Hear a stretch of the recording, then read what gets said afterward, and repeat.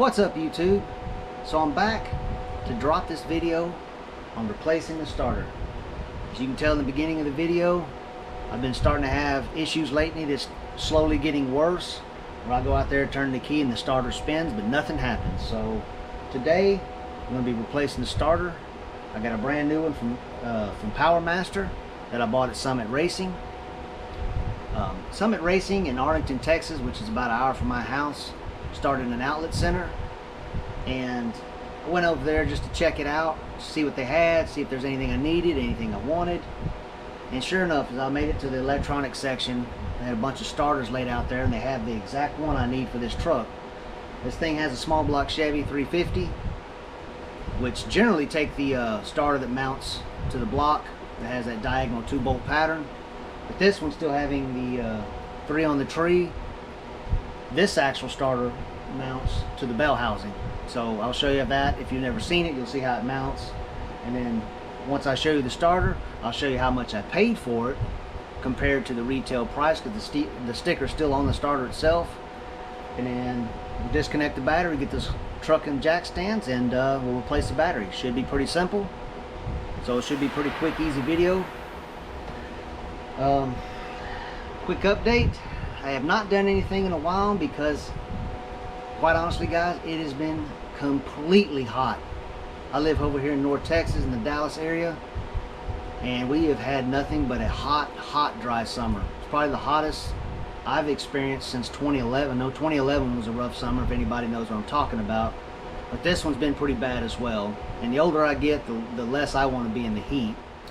As you can tell, we're getting a lot of this rain, so the weather pattern has changed for North Texas, and this is much needed rain. I don't think I've seen rain like this since April. I am honest. We're in August right now, which is unusual to get this kind of rain in August. Generally this don't happen until probably October. But enough of the weather forecast, guys. I know y'all didn't tune in for that, so I'm gonna stop using this. I'm gonna move the camera over there. I'm gonna show you the starter, and we'll get this truck in the air and get a starter replaced. Let's get to it. There it is, guys. Look at that. Look at that price I paid for it compared to retail. Might as well say that's $163. I saved $103 buying this starter. There's the part number, that PWM-3635. This is made by Power Master. Brand new starter, not a rebuilt, not a reman. And this one's a little different, like I stated earlier. This is a 3-bolt mounting pattern that mounts to the factory bell housing. So you see the starter. So now what I need to do is disconnect the battery, go ahead and get this truck aired up a little bit so I can jack it up, get some jack stands up under it, and we'll get the starter replaced.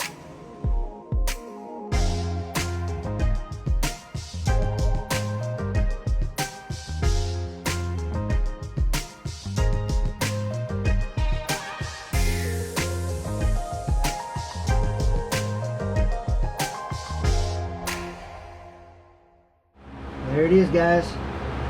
Starter right there. Should be pretty easy to get in and out because the exhaust is out the way. I don't think I need to move it in any way, shape, or form. There's going to be 2 bolts right here facing towards the front of the truck, and then there's one on the top that faces towards the back of the truck. Should be pretty easy. And then obviously the connections themselves, the main battery cable, and then the couple of wires that actually power the solenoid. So I'm gonna go ahead and grab some tools and we'll get to it. Disconnect that first. The big wire here, the main battery cable. See, with no headers, just exhaust manifolds, it's a whole lot easier to work on. Alright, got the battery cable disconnected. So now I got to disconnect basically the wire that provides power to the solenoid. Alright, that's it on that. Pretty simple. And now all we got to do is the 3 big bolts. You see exactly what I'm looking at. I'm looking at that bolt right there by that white wire.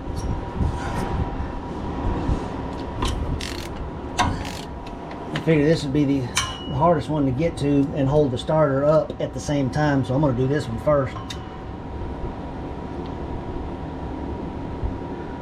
Alright, I got that off. Pretty long bolt. The last two right here.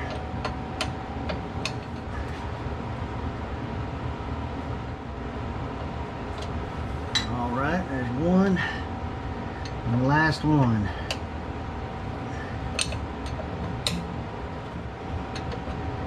Yeah, see, this one would probably be the best one to save to do the last. You can hold the starter up. Alright.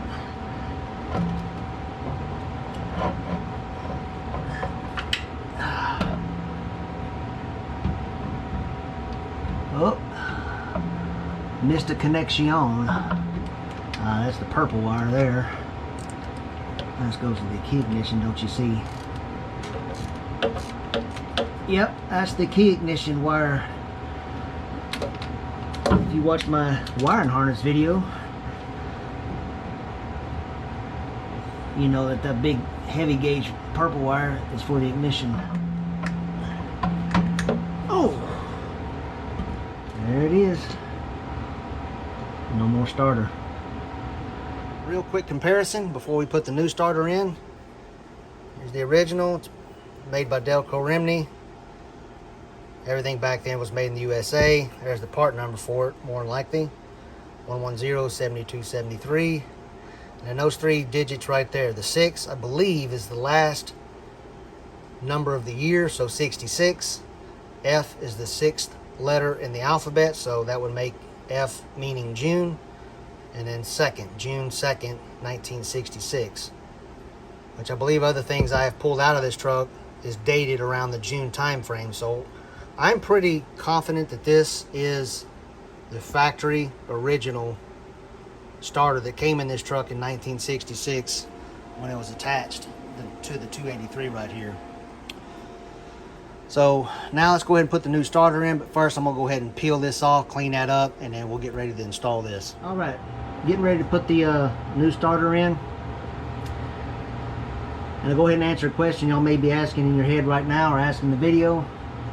Can you mount a starter that bolts to the block and it work with this bell housing and transmission? Honestly, I don't know. I think it would, but I'm not 100% sure. I'm gonna go ahead and stick with this one because I know it's gonna work. It's gonna bolt right up and it's gonna start this engine every single time. All right, plop right in.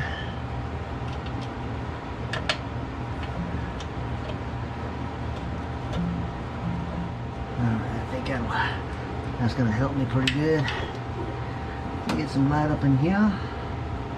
Oh yeah, that worked out perfect there.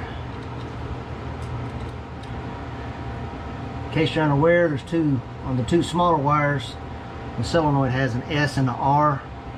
The S is for start. That's the purple wire goes to that. And the R, I believe, may be resistor, and I think it has something to do with the points. When I replaced the engine harness, I connected it to the original starter. So I'm going to go ahead and reconnect it to this. But I may not even have to do that. I'm not 100% sure. Haven't really checked to see if I need that or not. But it's connected whether I do or don't. Yep. That's what I thought. They changed it to a 5/8, so let me get a 5/8 socket.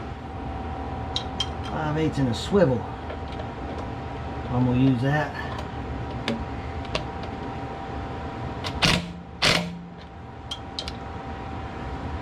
You don't wanna get too crazy with the impacts. Just need a little luff tap. Just a little luff tap. All right, all the cables are tight. So now we can put the bolts in the starter. Well, this one don't want to catch thread, does it?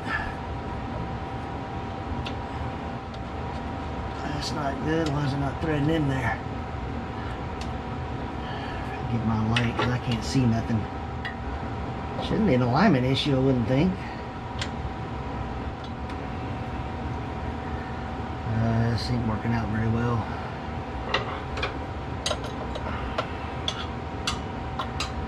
There's something going on here. Well, I'm gonna have to pull the starter back down. This simple starter replacement isn't so simple after all. I'm not getting enough. See that rotation I'm putting on it right there? I need more. This bolt hole right here does not line up at all. Looks like it's hitting the back bolt, the one that comes from the transmission side. Looks like it's hitting the block, the top part of that flange. So I'm gonna have to grind that down. I didn't really realize that. I looked at the original one. It's kind of got a flat spot right there, probably for that reason. So now I got to disconnect the power cable, battery cables, and grind that spot, because yep, that's not gonna work. Always something, always something. So upon further inspection, that's the threaded hole where the bolt goes from the transmission side towards the front. And you can see right there how flat spotted it is, machined like from the factory. And then on this one, it's a little thicker right there. And I think that, matter of fact, that little bump I'm looking at right there, I think might be my issue. Because I just need just a little bit more, maybe like another 1/16 of an inch rotate, and I think the other two holes will line up. I did measure from here to this hole on both with my machinist ruler here, and I got 60 millimeters exactly from this edge to the center. So I know those two holes are made right. It's just, this is the issue right here. So let me go get a grinder and grind down a brand new starter so it'll fit.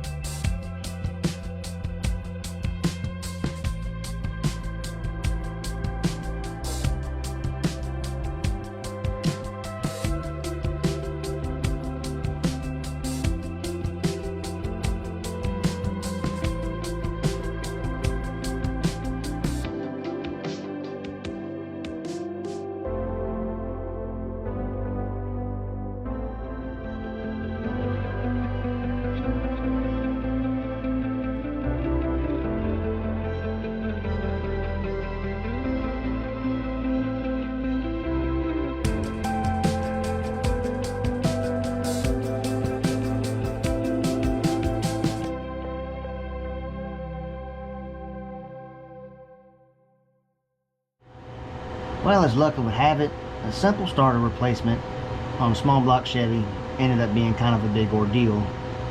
But I guess it wasn't that bad. But as you noticed in the time lapse, went ahead and ground that top part of the flange. Now I got plenty of clearance in between that and the block. Was able to get that bolt that faces towards the back of the truck, and then this one never really had any issues to begin with. Those two lined up just fine. Then I couldn't get this one to start. And I didn't have any more rotate, so basically what I had to do is pull it back down and drill this hole out from what was it originally at 3/8 of an inch hole to an 11/32, which was the next size bit that I had in my drill bit kit. Drill that out 11/32, put everything back in, no issues. Bolted it up, all the bolts lined up and threaded in just fine. I did have to use a wrench on this one. It's still a little snug, so it might, in theory, I probably could go one size larger on the hole. But for right now, I want to leave it like that. Got everything bolted in, got all the cables connected. So now what I want to do is go ahead, get on the top side of this truck, connect the battery cable, and go ahead and try to start this engine and see what it sounds like. Make sure everything's engaging properly, make sure there ain't no screeching or weird noises. So let's get on top of the truck and find out what happens.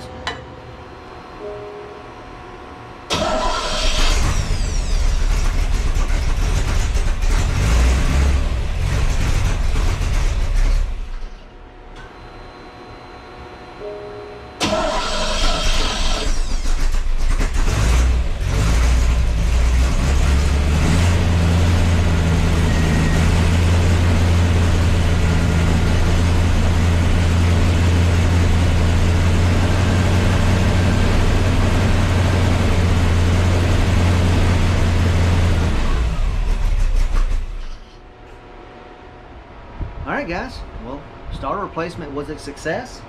Engine turns over nicely. Didn't really hear anything screeching or grinding. Obviously the engine started and ran, so that's good.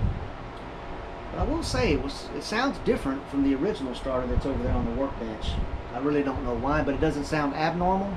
So I'm gonna go ahead and say everything's good to go. I got a few things I'm gonna do off camera while I got this thing in the air, and I'm not gonna bore y'all with that. But I'm gonna go ahead and wrap this video up and go ahead and go through the rundown. If you're new to the channel, this is your first time watching, go ahead and like this video. Check out my page, like the videos you like there, and if you're interested, go ahead and hit the subscribe button. That way you can stay up to date with everything I'm doing on this 66 Chevy C10. Because I got a few more videos coming here in the fall and winter time that's going to be a lot better than replacing a starter on a small block Chevy.